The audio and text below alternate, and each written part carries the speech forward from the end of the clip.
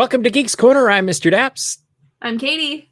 And it is a fantastic night to geek out with everybody. We have so much ground to cover. How are you tonight? I'm great. I'm ready to talk about the news. So you don't want to talk in, you don't want any of the chatter at the beginning or any of that. You just want to get right to the show. I'm having another good hair day. Oh, there you go.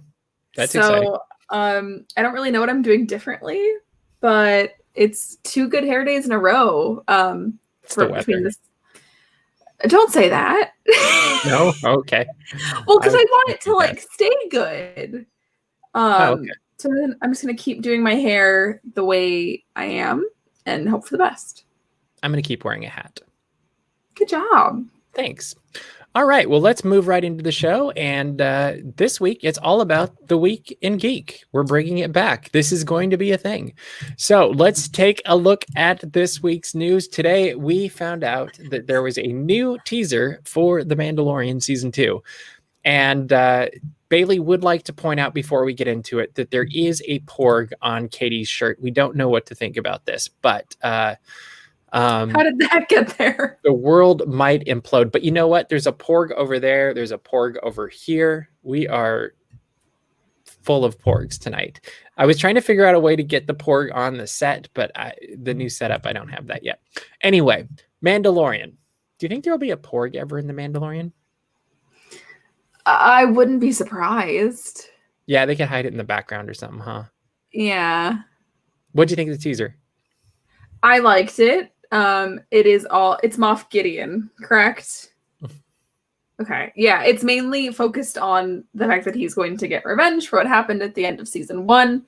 I think there's a lot of really cool shots. I really liked the shot of Mando and the child on the fishing boat. I thought that was really cool. But yeah, I mean, it didn't give us a ton more. But it was very nice to look at. It was cool seeing the 2 TIE fighters taking off too, or the 2 different fighters, and there's like an explosion under one, which I thought at first was the second one exploding, but it looks like it might be exploding behind it as it's leaving. So I don't know. We'll find out, I'm sure, this season. That is a very good point. Porg is the other white meat. And Mary Penguin says maybe it will pop up on a skewer again. You got I'd like this. to see on a skewer. And I'd also like to point out that also on my shirt, it's Chewbacca, there's Stormtroopers, there's Doc Ondar, there's a Lothcat, there's C-3PO, there's also Ahsoka Tano and Admiral Akbar and BB-8. So it's a little bit of everything.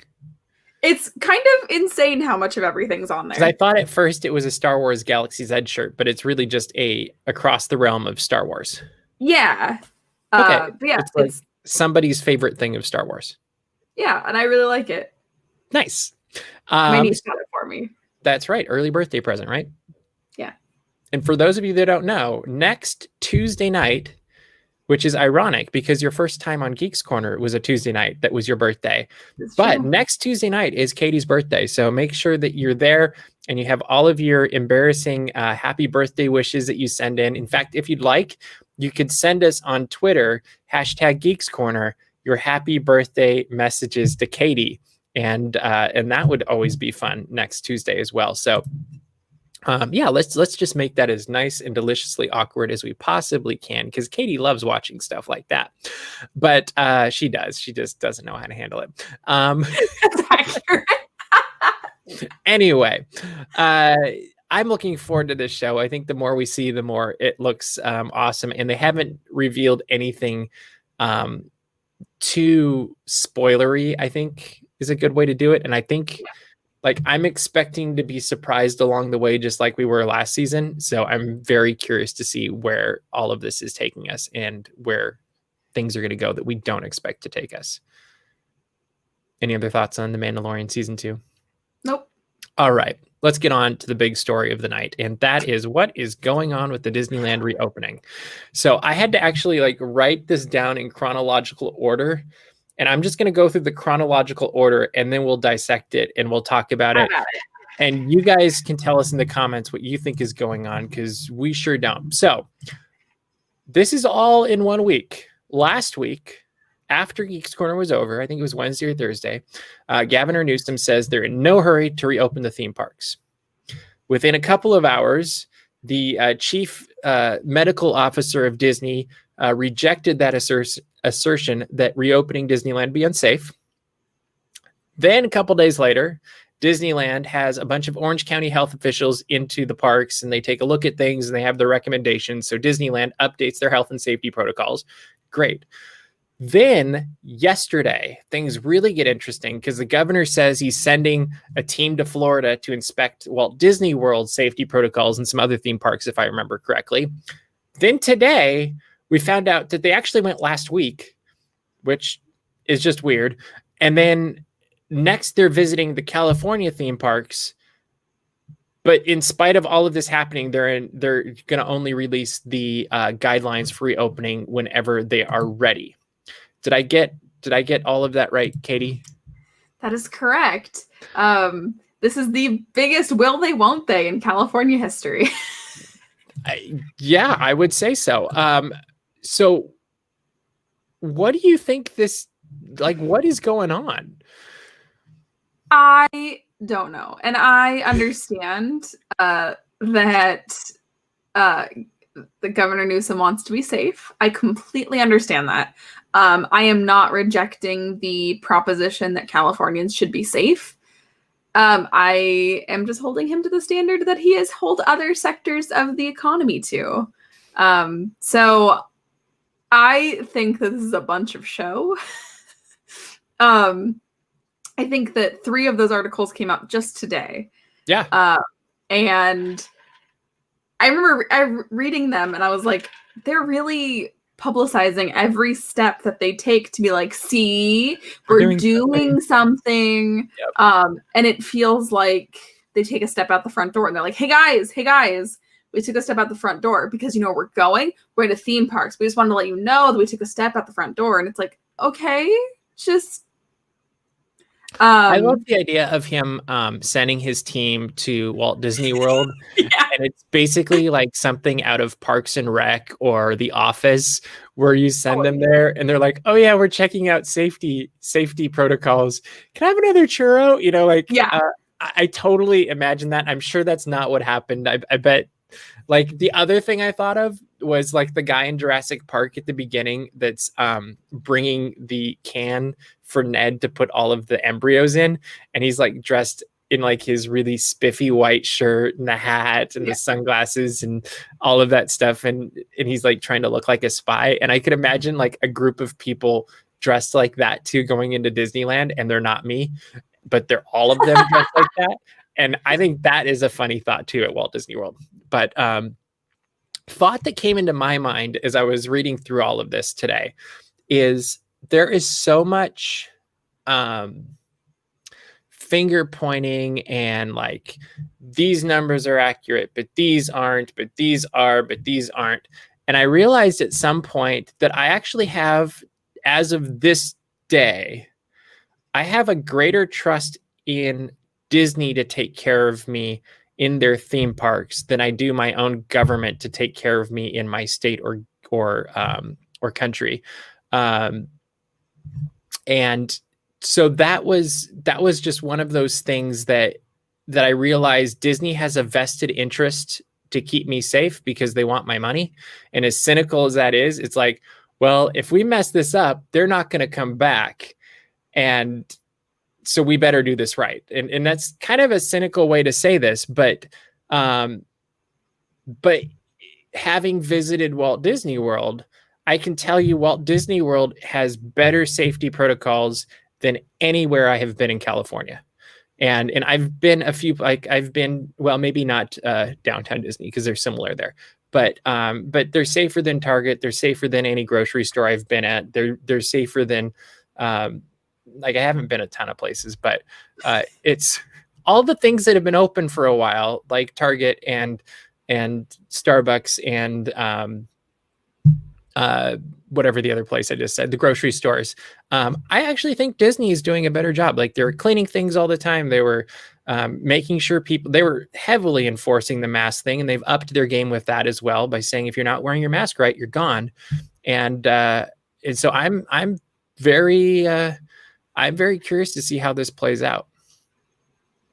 Yeah, and I think it's super interesting, especially that they are heading to theme parks this week. They said that they are going to the major theme parks, so we could probably assume Disneyland, Universal Studios, maybe Knott's Berry Farm, depending on what they consider. Maybe SeaWorld, maybe maybe Six Flags, depending. But I think that they're genuinely getting on the ground and looking around and seeing what it's going to take. Which is good. Yeah, and it's more than just Newsom's team. Like, it's California Health and Safety. Like, there's a lot of different people at play here. And I think it's very interesting. So I'm very... Well, and that's the part that is good, is I do think there's more. I think it's a good thing to have those other people in the game and in the loop too. To me, though, there's been there's been so much back and forth from depending on what your perspective is that I think it's made it a much more difficult thing than it probably should have been. And this is just the nature of the world we live in, where people would much rather say you're wrong than trying to find common ground and say, hey, we can be right together. And that's where I think if I had the ability to be in charge and do whatever, I would be pulling from these different places that are doing things right and applying the things that are working in those places and other arenas as well.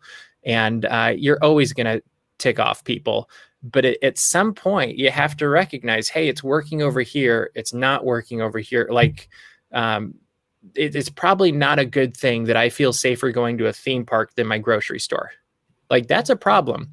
And so that's probably something that that you could learn from over here. And instead of pointing and, I think, I don't care if you disagree with people, but don't be flippant about it. And, build them up and, take the advice of people like Bob Iger, who has a proven track record. Like, he's done a decent job at stuff like this. And, so I'm very, intrigued to see where all of this back and forth goes. I think from a nerdy side of political science, it's very interesting to see the governor and Disney not getting along, just because that doesn't usually happen. I don't feel like. You got any predictions there? No. I got distracted because I read Clocky's chat that says, quick question, does Michael Eisner run your local grocery store? And then I had this image of you're just trying to get bread or something, and then you move the bread, and it's just, hello. I really went off track there. But you can take it even further. And you know how they always have the advertisements when you're in the grocery store between the songs? Yeah. So instead of like the young hip guy that's like, hey, when you come to our grocery stores, did you know you can save $2 on your toilet paper? It could be, hello, I'm Michael Eisner. If you go to row 4 right now, you can join me and get toilet paper for $2 off. Yes, I think he would have an apron. So you're right. He's actually selling chicken and butter and, I don't know, other produce maybe. I feel like Michael Eisner, actually, he's a very healthy eater now. I read that in his book. But I don't know. Oh, man. Yes, and of course, as Roger says, he would have to pop out from behind a tree or plants, so he would actually pop out around from the corner of the aisle behind, like, the Doritos or something. Doritos? Yes. Oh, man. Those are good. Those are good. You know, you never know. Like, that would be fascinating to see and really fun. Maybe he could start another career that way. It'd be great, right? Yeah? No? Yeah. Okay. I would like to see Michael Eisner at my local grocery store. I'd like to see Michael Eisner at your Starbucks. I think that'd be hilarious too. No! Hello, I'm Michael Eisner. Today, I would. we're going to I would tell a be story scared. about coffee.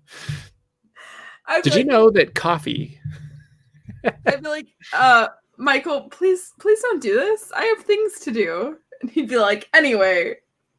Yep. Oh, You didn't know that was going to go that way, did you? So, no, I didn't. So we've had, I think that was like 7 stories or something just about Disneyland reopening in the last 7 days, 3 of which were today. Predictions for the next week. How often is this going to come up in the news? A lot. If this is where we're at now, we're already dominating the news cycle and there's nothing. Well, Imagine when there's something. Yeah, imagine when there's something. Which I think everybody in the chat is right. I have absolutely no clue when something will happen. Although I could see this as a way for him to backtrack of like, oh, like I actually do want to open the parks quicker. And I shut the door too hard and I'm trying to baby step back into that. So I have no clue. There's also the whole economic component that needs to be taken into to consideration as well. And that could be a challenge. I'm glad I'm not the governor. I'm just going to say that. Like it's hard to be in roles of leadership, and I'm in leadership at a much lower level in the grand scheme of the world. But I know that I stress about leading in the right direction, and I can only imagine how people stress at upper levels, because at the end of the day, I don't think anybody really wants to do the wrong thing, and they're all trying to do their best. So let's wish them all well. Let's hope it goes well. And Mary Penguin predicts an update before the end of October. I think you're absolutely correct there. I would not be surprised if we get a few before this week is up, just to make a guess. Yeah, they're gonna say, guess what, we went to Disneyland. We won't tell you what we found at Disneyland, but we went. We just want you to know. And by the way, it was last week. And by the way, actually, we went last month. We totally forgot to tell you. Because it totally sounded like they were going to go to Florida, and then it was like, oh, yeah, nope, we went last week. All right, let's move right along. This is too fun to talk about, though. I mean, it's serious, but it's very, it's kind of ridiculous at this point, also, just because it's convoluted. How back and forth it's gone. It seems very confused, and maybe that's just what it is. So let's talk about the newest movie that Disney is working out. And we're going to need your help in the comments, because we have not figured out what this is going to be. But Space Mountain is being made into a movie by the guy who wrote Obi-Wan Kenobi. And it's also, I guess it's just called Kenobi for Disney Plus, but is also an executive producer for this show. But he thought Star Wars, not enough. I'm going to Space Mountain. And the connection there is that Space Mountain had a Star Wars overlay, so Hyperspace Mountain. So you're really trying to Kevin Bacon this. I don't know, but I mean, it is connected that way. My big question: what is a Space Mountain movie? Like, I honestly have a very hard time knowing what that could be. Do you have any ideas? That's the funny thing, because Space Mountain is a wonderful attraction. Don't get me wrong. I love it. Yep. It also has no plot. There is no high-speed adventure through outer space, isn't it? Yes.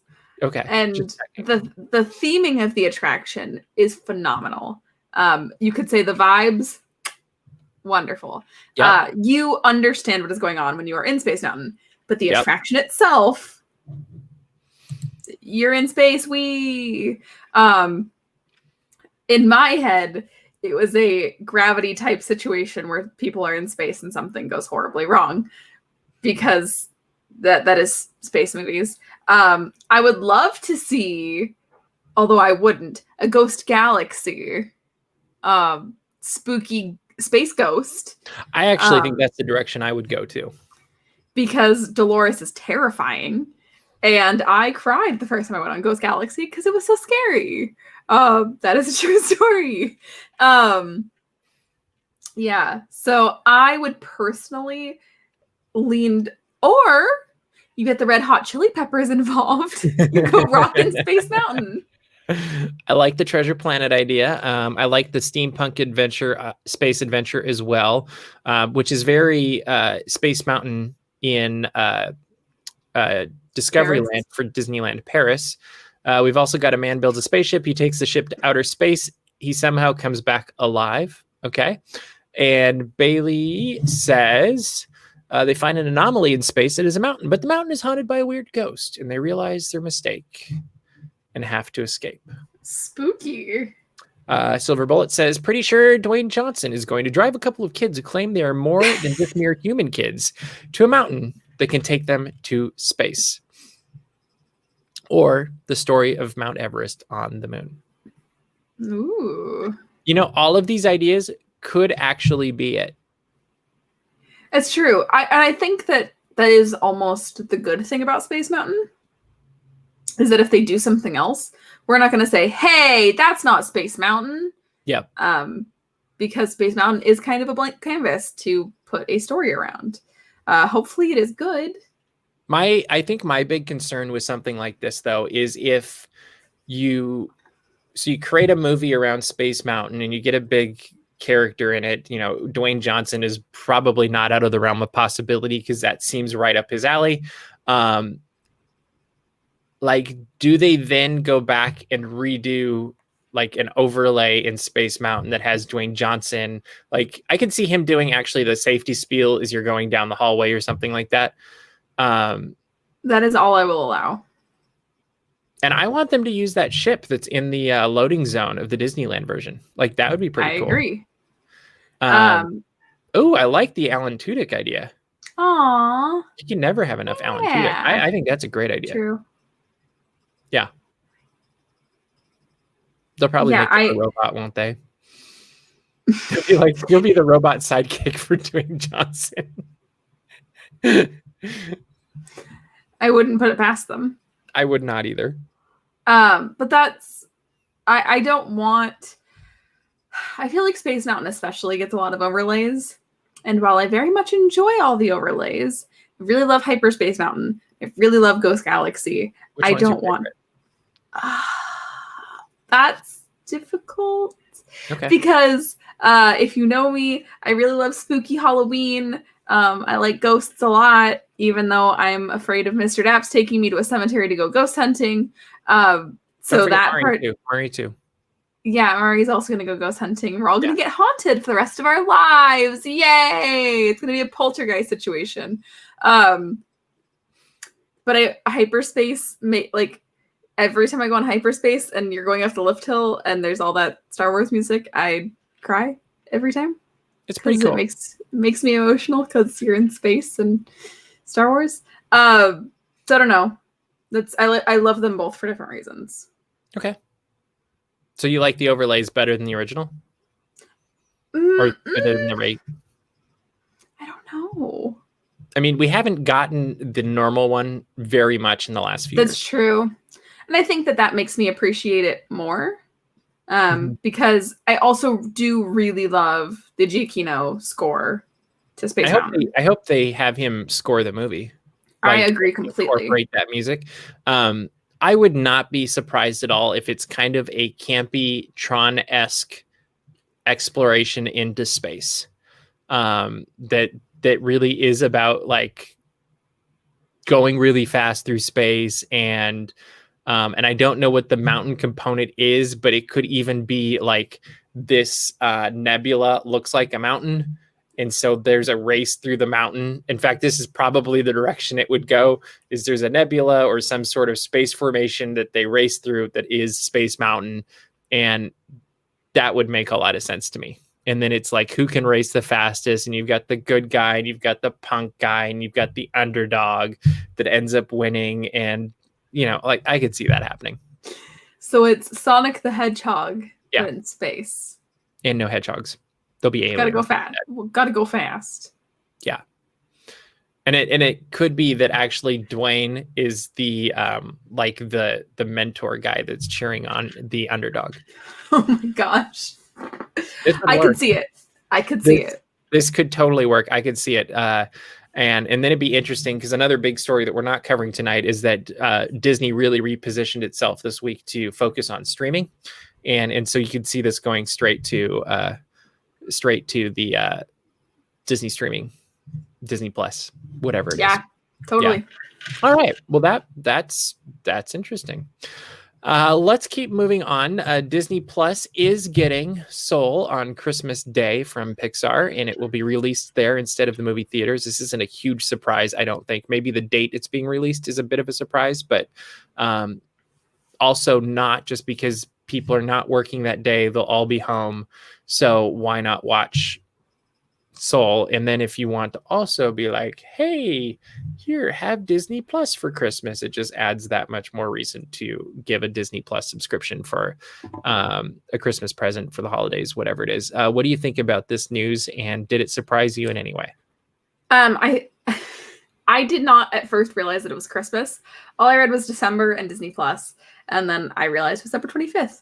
I do think that this year there will be even more people home for Christmas. Yep. Even if they are working in a retail-facing position, there is a possibility that people will just be home for Christmas. So I think that this will be a good thing. It'll be a good way to cry on Christmas Day, if that's what you're into. Looking forward to this movie, though. So am I. I'm very excited. Yeah. I'm a little bit bummed that it doesn't get the movie theater love that it deserves, though. Mm-hmm. And that's I may have to put up a screen or something. That is coming from me. That I hate movie theaters. Yeah. I hate movie theaters so much. It is a weird, irrational fear. Movies are so beautiful on the big screen. Agreed. And also, I just wish that it would get the revenue from movie theaters, from a theatrical opening. I'm glad that it's going to be more accessible to people. I'm glad that we will immediately, if we fall in love with it, be able to rewatch it. Yeah.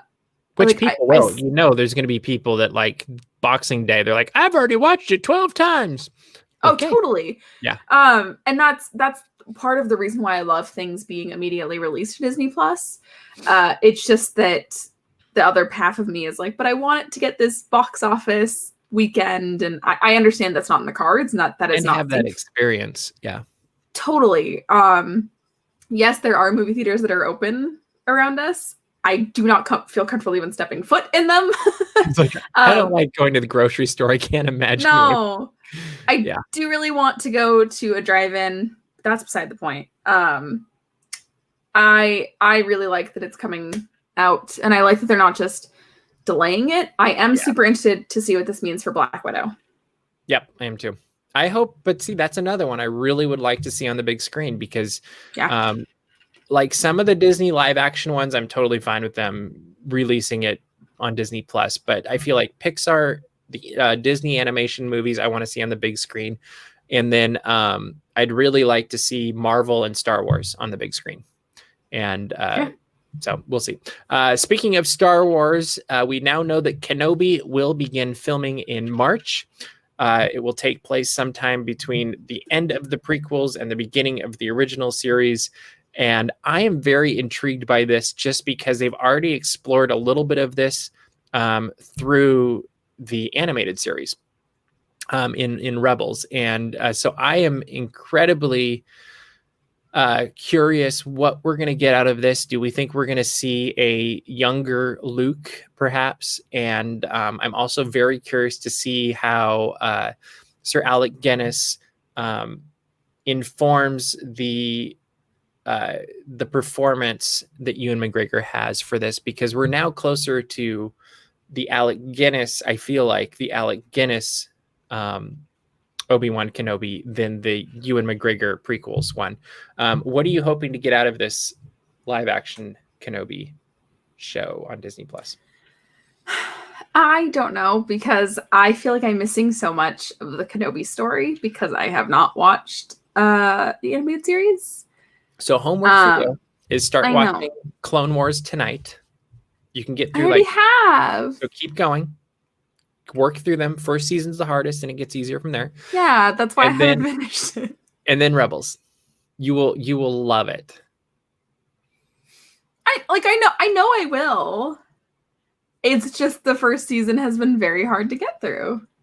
Well, and as you get further through Clone Wars, you're going to appreciate the prequels that much more. Like they added a lot of depth and backstory, and I enjoy the prequels much more since seeing Clone Wars.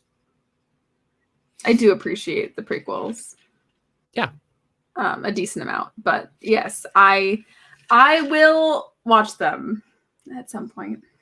I am very curious though, where do they take his story while he's in the desert of Tatooine? Like, what is he doing? Is this him training to become the Jedi that we know in A New Hope, or is it he actually going on doing a mission, or is it him protecting young Luke from things? Like, I'm very curious to see where this goes and what they do with it, but only time will tell because we don't know. And I'm really looking forward to that teaser. Yeah, like that trailer is gonna be epic. I hope. All right. Well, we are running out of time tonight. So, Katie, what should people do now? Just go to daxmagic.com, check out all the Disney and geek news as it happens. Subscribe to our mailing list so you don't miss anything, including when they go to Disneyland and then tell us 3 weeks later, and also maybe set guidelines. You can also follow us on Twitter and Instagram. On Twitter, we are at Daps_magic and at the Geeks Corner. On Instagram, we are at DapsMagic and at Geeks Corner. Follow us. We have fun things to put up there. And make sure to subscribe to our YouTube channel. We have a ton of videos that we're still posting from our recent trip to Walt Disney World, but also from the archives. I'm going to try to get back in there as well because I've got hours upon hours of stuff from like the 90s and the 2000s and stuff that I don't even know where it is from yet. But you won't want to miss any of that. So make sure to subscribe there and just keep watching what's going on because we'll keep covering it. But who knows? And all the other stuff going on in the Disney and geek world. So that is all the time we have for you this week, though. So we will see you around the corner. Bye.